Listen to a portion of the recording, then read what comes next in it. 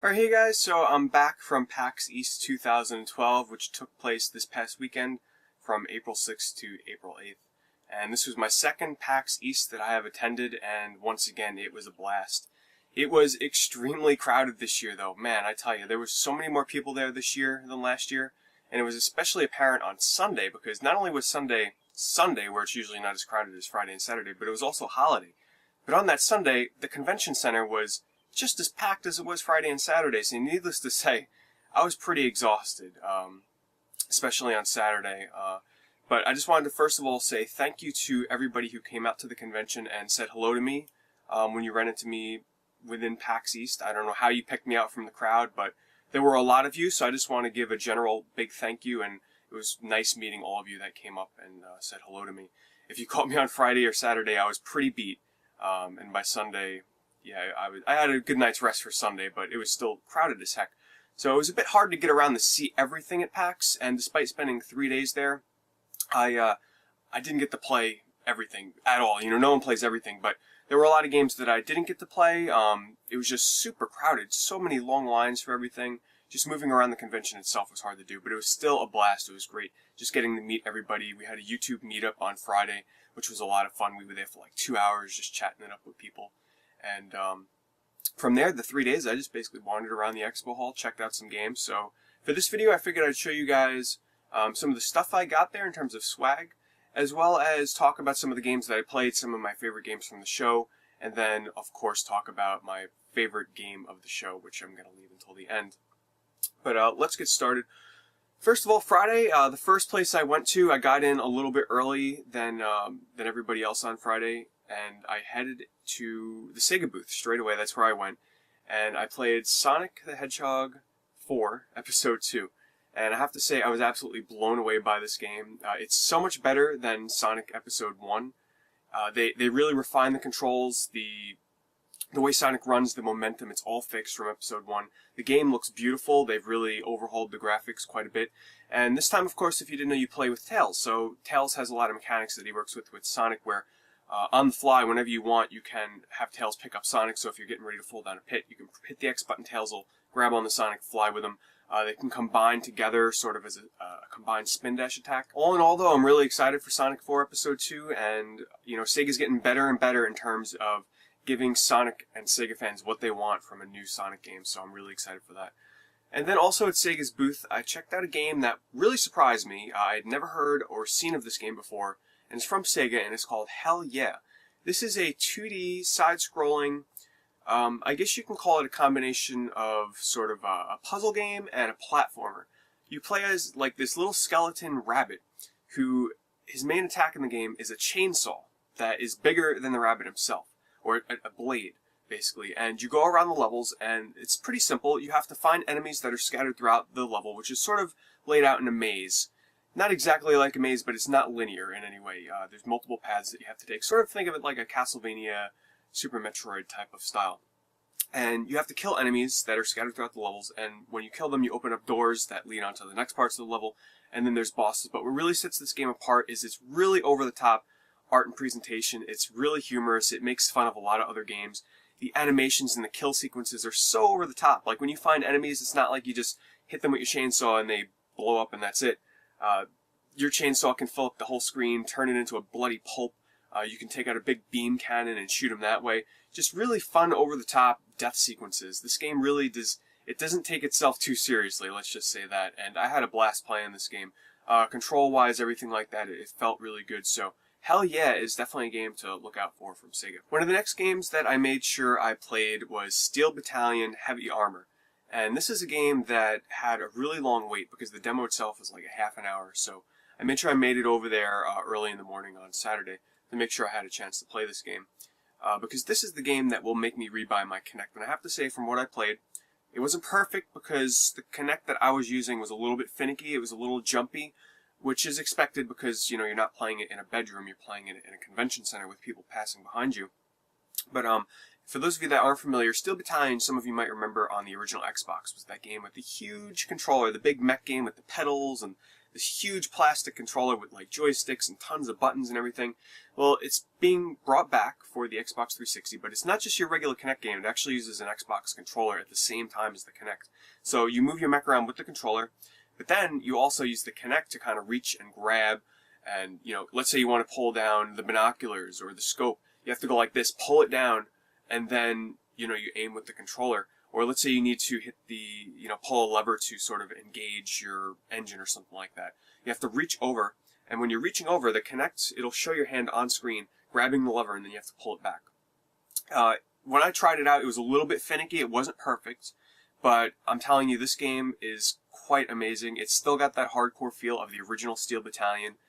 They took out some mechanics, I think, that made it a little bit hardcore like the Xbox version, so I don't think you fall down when you're running too fast, but it's still hard. I actually died in the demo. At the very end of the demo, I died, so that just shows you there that even at the demo at this place, it was still pretty hard. But I was really impressed with it. This is definitely, it's rated M for mature, there's cursing, there's lots of violence, and fans of the original Steel Battalion, I'm telling you, this is one to look out for. Also, from Microsoft and the Kinect, I checked out a game that I was really, really anticipating, and that's Crimson Dragon. For those of you that aren't familiar with this game, it's sort of the spiritual sequel to the Panzer Dragoon games. It's not really Panzer Dragoon Saga at all. It's more along the lines of the original Panzer Dragoons, where it's an on-rail shooter with some elements. I was talking to the Microsoft rep that was on hand there, and I asked him, you know, does it bear any similarities to Panzer Dragoon Saga? And it does have an element where the dragons kind of evolved based on the weapons that you're using, which is a little similar to the way Panzer Dragoon handled the dragon evolution in the game. But here's the biggest thing. It's Kinect only. No controller support. So when I played it, the controls were not optimal. You know, I'm showing you footage here of another kid playing, and in order to move your dragon, you have to move your whole body left and right and lean back and lean forward. And it works similar to Child of Eden on the Kinect, where you have to use your hand, left and right hand, to sort of do the lock-on with your right hand, to shoot the bullets with your left hand, and then there's like an over attack where you raise both hands at the same time. But so it wasn't, when I played it, it wasn't synced to me. It was synced to the rep that was there, so maybe that had something to do with it. He was a bit taller than me, so, or hopefully because I was in the convention hall. The controls, let's just say, they weren't perfect. But the game itself looks really great. It's going to actually have 4-player online. And this is only an Xbox Live arcade game, so it's not going to be a full retail game. But being a big Panzer Dragoon fan, I'm looking forward to it. Hopefully it turns out to be a little bit better in the control department when it comes out. I also played some Borderlands 2, and admittedly, I'm not the biggest fan of Borderlands. I absolutely love the first game. I played it quite a bit, but I wasn't one of those guys that bought all the expansions and everything like that. But I wanted to check out Borderlands 2 because it was one of the biggest games at PAX East 2012. And I have to say, from what I played, I was pretty impressed. It's more of the same. It's Borderlands 1, just with some new classes, some updated visuals. There were 2 character classes you can play as. One of them was the Gunzerker, and the other one, I forget the name, but it was the one that's similar to the Siren, where you play as the girl Maya. And she sort of has these telekinetic abilities where you can lift enemies up in the air and sort of suspend them in space. I couldn't capture any footage of it for you guys because they were very strict on recording and pictures and everything. But I'll just say this. Fans of the original Borderlands, you have a lot to look forward to here. The game is shaping up to be a really good game. I also really quickly checked out Rock Band Blitz, and I'm not really one for the Rock Band Guitar Hero series, but this one captured my eye because it's very similar to Frequency and Amplitude, and I was a big Frequency fan. It also looks very similar to Rock Band on the PSP, in that you don't play with an instrument, you play with just the controller. But the thing about Rock Band Blitz is you can import all your songs from Rock Band into Rock Band Blitz. So when you buy the game, it's going to come with 25 songs. But all the songs you have for Rock Band can import in. Now, in my case, I don't own any Rock Band games or any Rock Band songs, so my purchase on Rock Band Blitz, I might have to pass on it, but I'm just letting you guys know that are fans of Rock Band or music rhythm games that this game was a lot of fun. It only uses 2 buttons, but there's 5 different tracks. Each track represents a different instrument, so like drums, vocals, keyboards, guitar, bass. And you just alternate between either the left and right triggers, the face buttons, and you just go to the rhythm. It might seem really simple, but it's actually really hard, and it's a lot of fun. So I just wanted to let you guys know that Rock Band Blitz is definitely one game to look out for. It's going to be downloadable only, so it's not going to be a retail release. In terms of PC games, I don't really talk about PC games on my channel, but I'm starting to get into them quite a bit lately. And one game that I had a lot of fun playing was called Primal Carnage.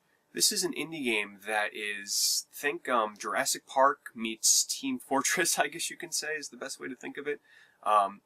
There's the dinosaurs and there's the humans. Now, some of you might be thinking, well, that's been done before with Dino D-Day.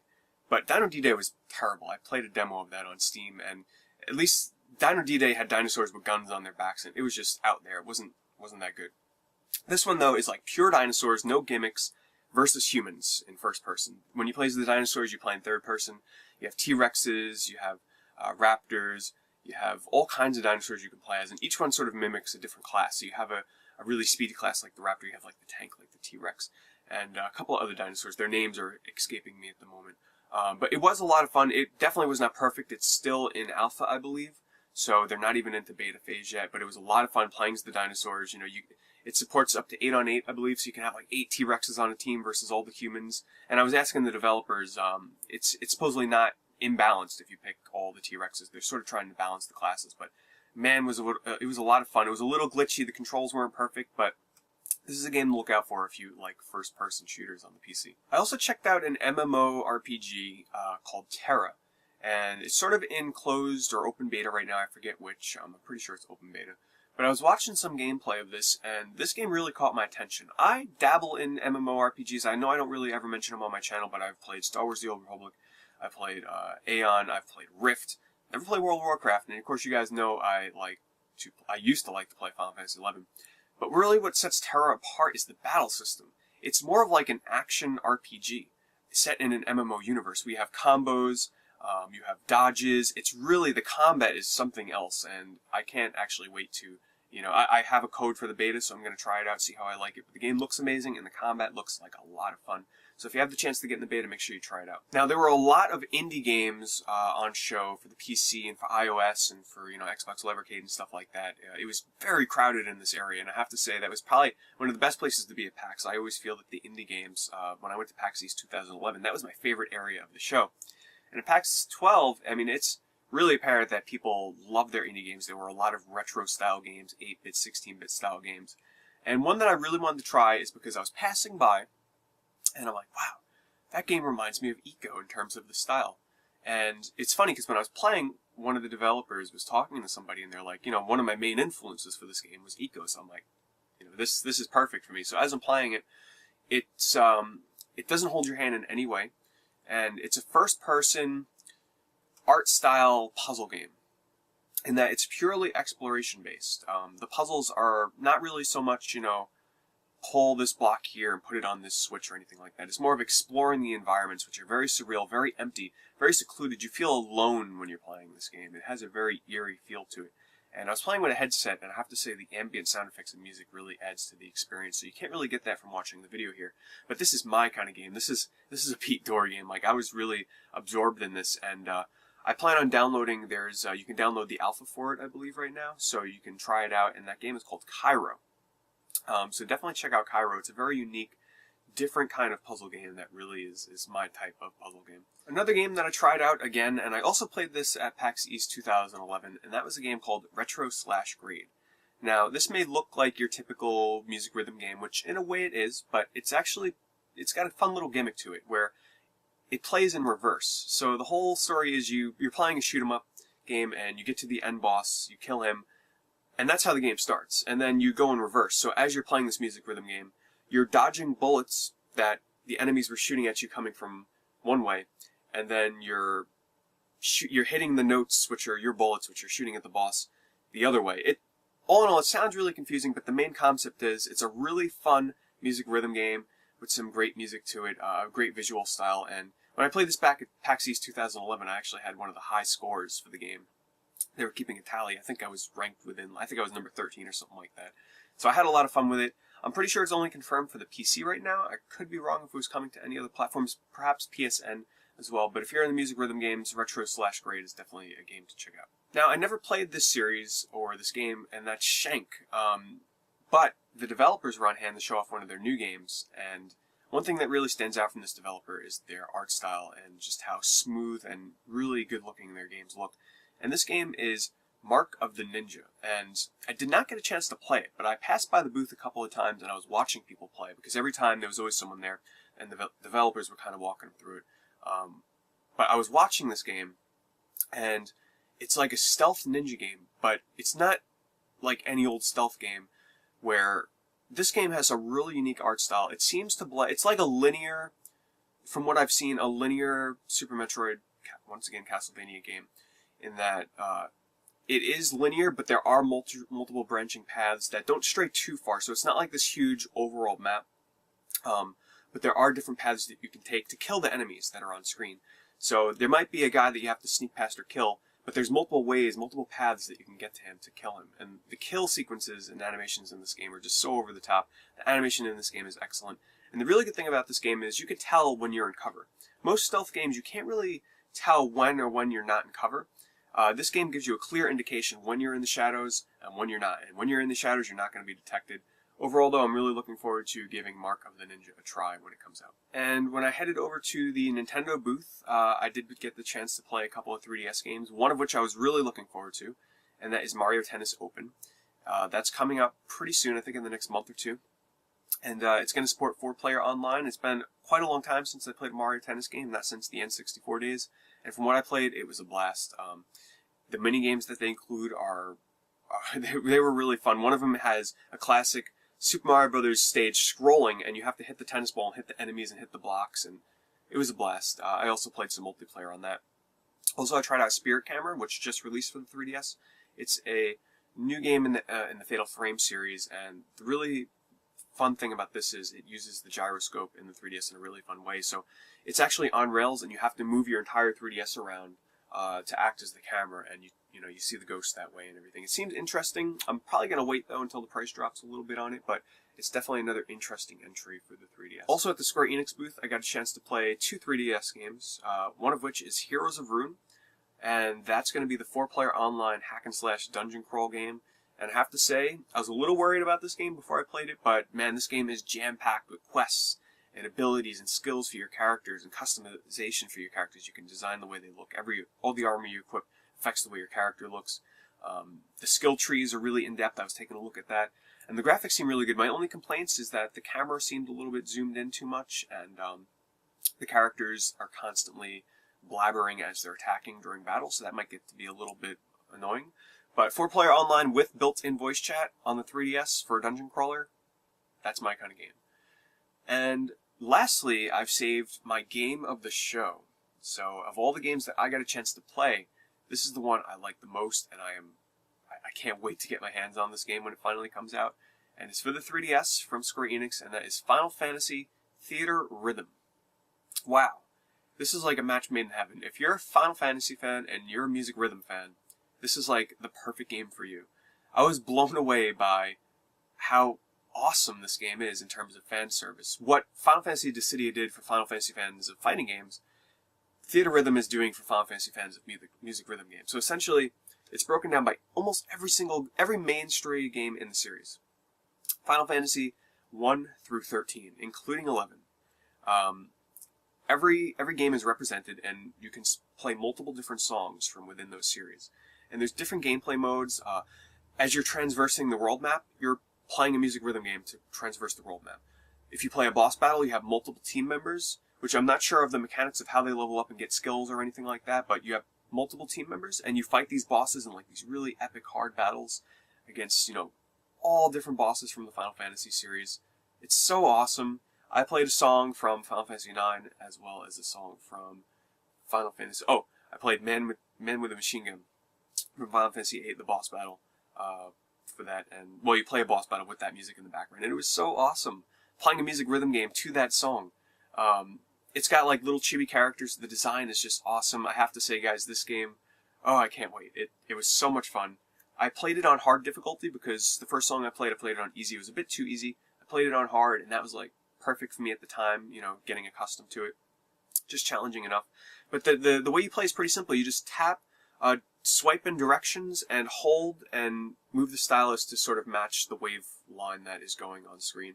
It's pretty simple. Like I said, I don't know all the mechanics to it. There seems to be a loot system, so as you're playing, as you do good combos, you unlock items and stuff as you're playing. Really interesting. I have to say, I was completely blown away by this game, more so than I thought I would be. And I tried the 3D on it. Whatever, it's kind of unremarkable. I'll probably just be playing it in 2D, but yeah, guys, that's my game of the show, Final Fantasy TheaterHythm for the 3DS, and that comes out July 3rd, I believe, in North America, so can't wait for that. And lastly, I figured I'd show you guys just a couple of the things I picked up in terms of swag there. I didn't really buy too much this year. I was pretty good in terms of that. I mostly just got some of the free stuff. This isn't everything, but some of the cooler stuff I got. I got a Steel Battalion shirt for playing the game over at Capcom's booth. I thought that was a pretty cool shirt. And the funny thing is, at least people got something, because the wait for that game was like 3 hours, even if there was a couple of people ahead of you. I also got a Borderlands shirt, Borderlands 2, which is sort of like a sports t-shirt. I'm not sure what this means on the back. If anybody knows, let me know. Minion 01. Not sure what that means. Over at Sega's booth, I picked up a couple of things. They were giving away 20th anniversary metal pins, which I was really happy to get. Sega lollipops, I got a couple of different colors of these things. Jet Set Radio pins, which I thought was really cool because this game is coming out again on the Xbox Live Arcade, for those of you that didn't know. And some codes for Sonic and Tails hoodies on Xbox Live Arcade for your avatar. Oh, and I got a Sega tote bag, which they weren't giving these away to everybody. Essentially, you had to show your Sega love, and that meant wearing a Sonic shirt or a lanyard or something. And this year I didn't bring any Sonic shirts, and I forgot my Sonic lanyard, so I'm like, oh man, I really wanted that tote bag. So I told the guy, I'm like, can I show you a video of my Sonic collection? And he's like, yeah, I could accept that. But I couldn't get my iPad to load. The 3G and the Wi-Fi in there was just terrible. But he gave it to me anyway. He was a nice guy. But I think my Sonic video would have won him over anyway. Let's see here. In terms of what I bought, this is like one of the only things I bought at the show. And that's Gekkai-O, Shooting King on the PlayStation 1. This was sealed. And a lot of the video game booths there that was selling games, some of them were a bit overpriced, but some of them actually had really decent prices. I was pretty surprised. There are a few games I wanted to pick up at some of these places, but I didn't have the room to bring everything home with me, and I didn't want to crush the boxes. But this is a sort of a downplayed port of a game on Sega Saturn, import Sega Saturn, and it's also on the PS2 in a compilation with Steel Dragon, import only. And that game was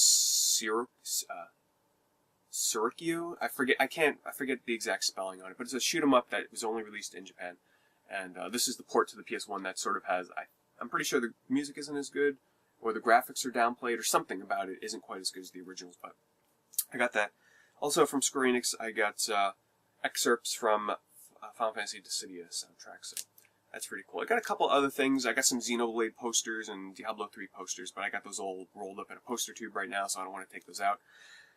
But yeah, anyway, guys, my throat is actually killing me, because what you guys don't know is the day I got back from PAX, I caught a really bad cold. Sore throat, bad stuffy nose. Recording this video right now, I'm still sick. I tried my best to not sound sick for you guys, but yeah, my throat is killing me. I need to go get a drink of water. Anyway, guys, thanks so much for watching, and hopefully I'll make it out to PAX Prime this year. If not, I look forward to seeing you all next year at PAX East 2013. Thanks for watching.